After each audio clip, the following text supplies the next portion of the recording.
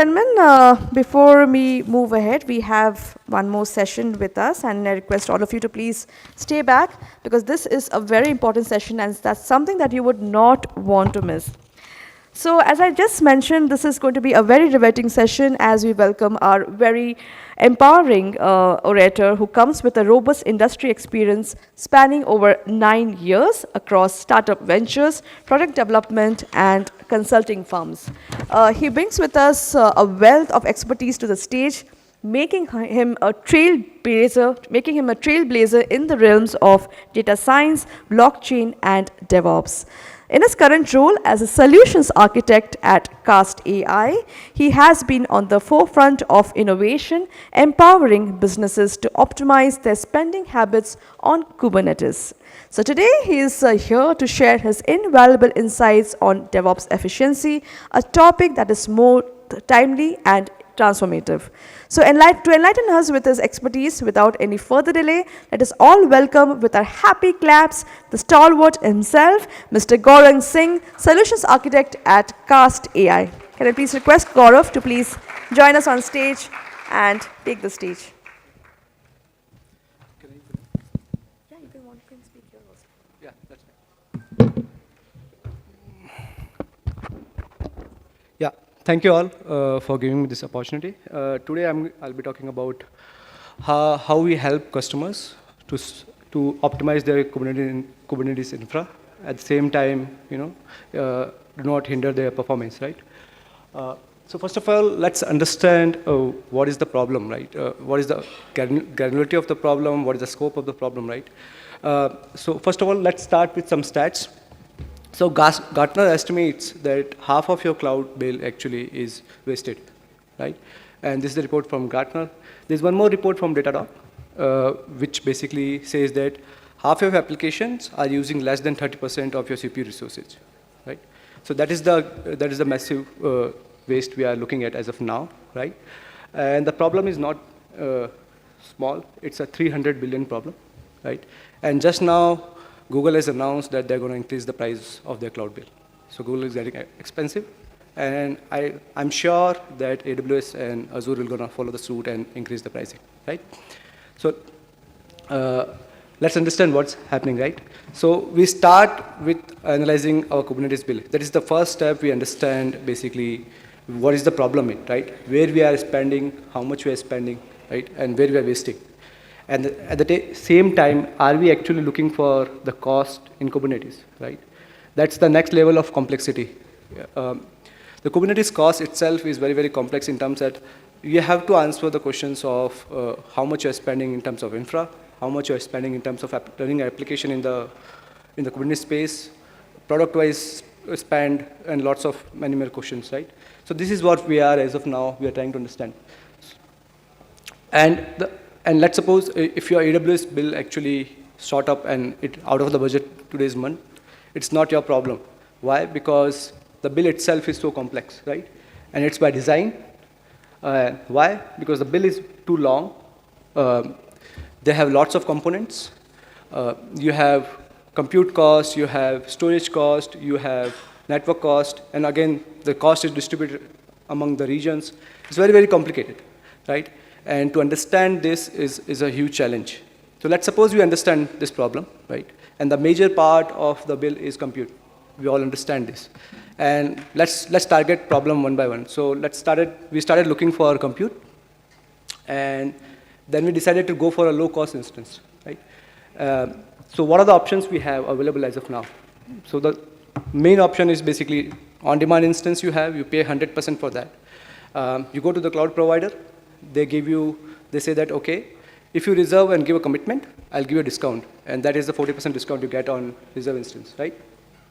And then there's one more option you have is spot, which is 90% discount. And once you listen that there's a spot available, which is 90% discount, all you say that why not spot, right? But spot comes with its own challenges, right? And your feeling is like this, right? So spot is so cheap, so you start using the spot nodes, right? But what actually happens when you actually run in a real time, the cost of the spot has been doubled. Why? Because the price of the spot varies based on the market, right? The demand and supply. So you have seen some families are cheaper today. You provision them in your system, and tomorrow they are not cheaper. The prices have increased because lots of people have started using spot. So how you basically solve this problem of getting a cheapest spot nodes always in the time. So that's one big challenge what we have. Let me give you a stats, right? What are the stats of spot price increase from 2022 to 2023, right? Azure spot price has increased by staggering 108%, right? And this is a stat what we collected over the period of time. AWS is 21, and surprisingly, Google has reduced by 25%, which is fine. It's an outlier, but let's understand further. We actually analyze region-wise cost. And again, it's no-brainer. Every region actually has a spot increase in the price, right?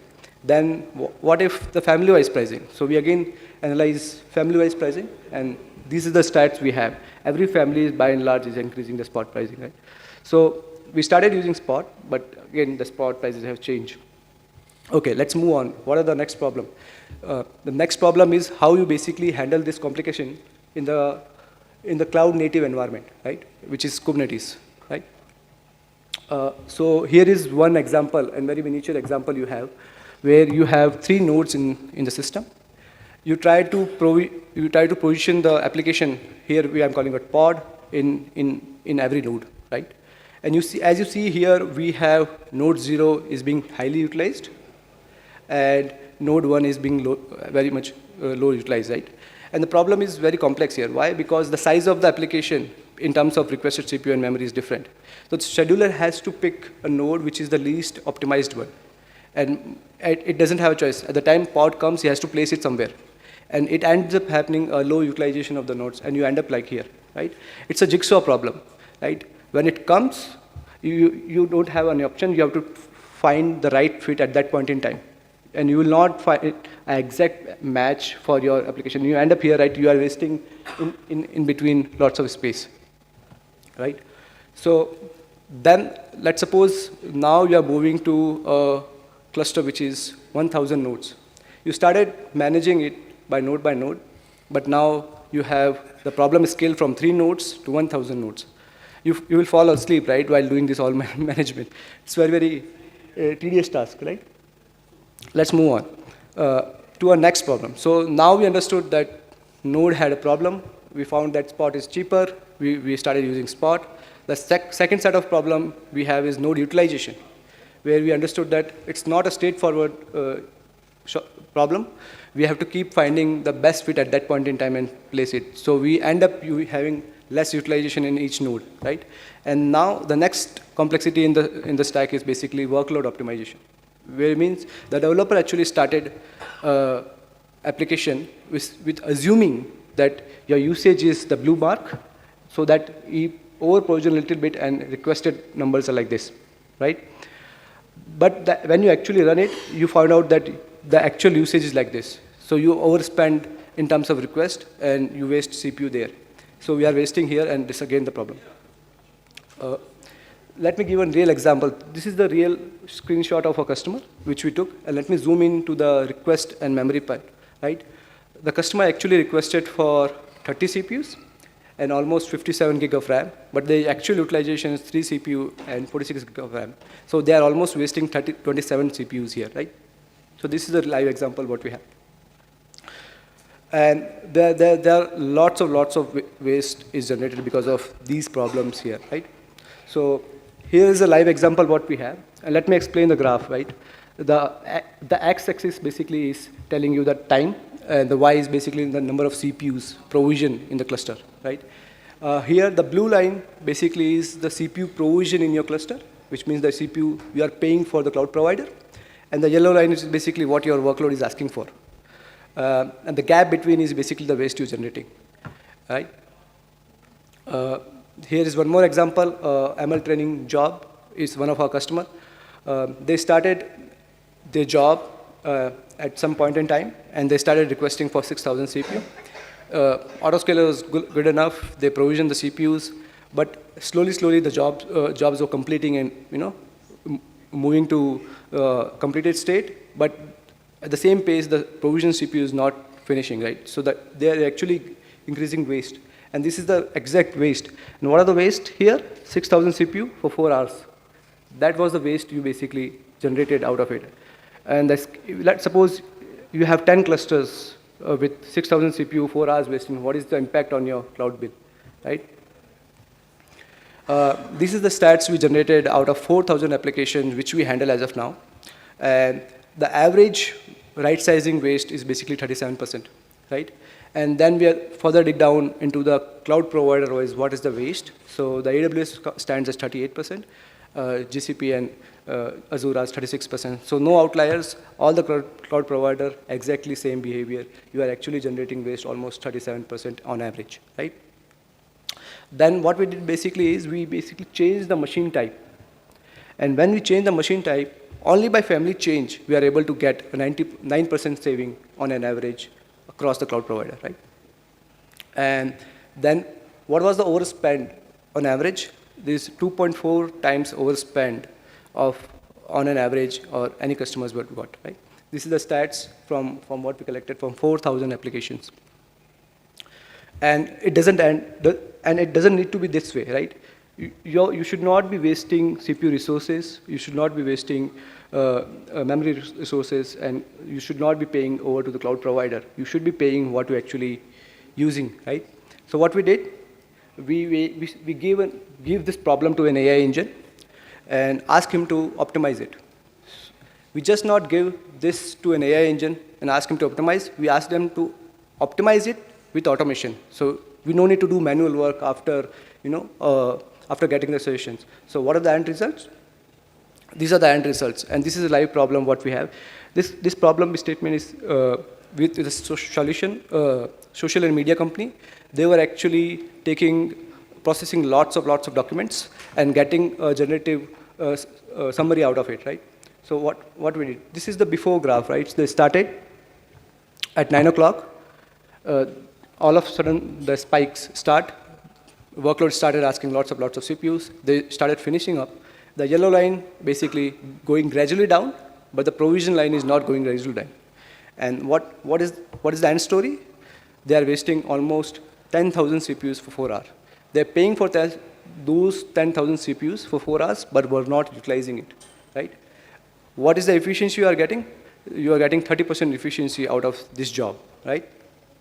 What we did after this is the job after we started handling this job. It is actually following your utilization curve, and now you are actually 89% efficient, right? That's how basically we save the problem. Okay, let's take one more example.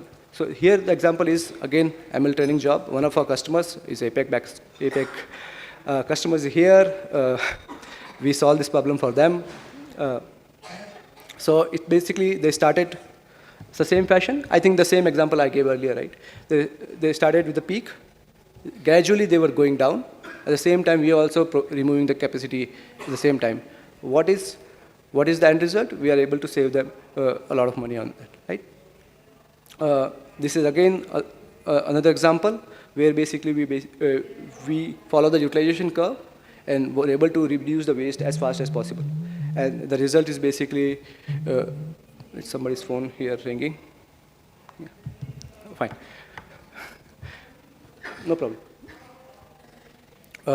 So here the result is basically 7,000 CPUs on 3 hours, and we saved those 7,000 CPUs here, right?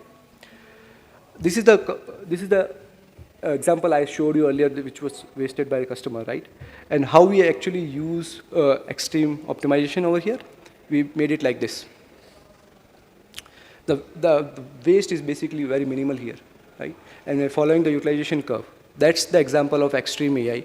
And till now, I'm only telling you the example where actually we are able to solve the over-provisioning of CPU number, right? We are not able to tell you that how much we are able to save in terms of the cost of CPU by changing the right type, changing the CPU and choosing the right type of family for them, right? Here, and then once we solve this problem, this is what we get, right? The feeling that we get, right? We solve the problem, we are now saving the cost, we are only paying what we are actually using it. Right? Okay, let's move to the next problem. This problem is basically a pharmaceutical company. They process 1 million patients' data, right?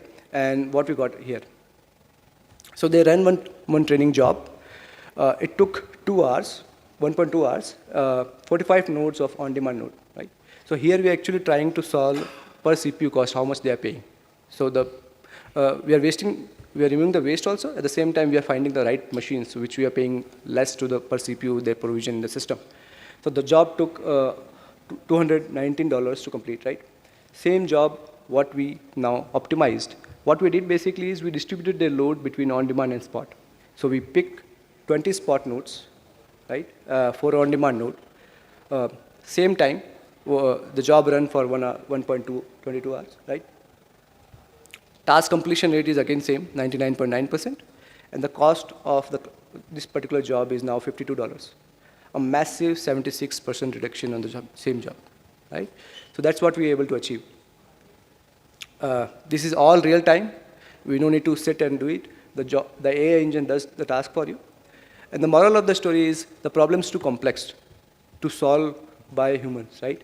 And that's what I want to go and say the message to. The problem is too complex.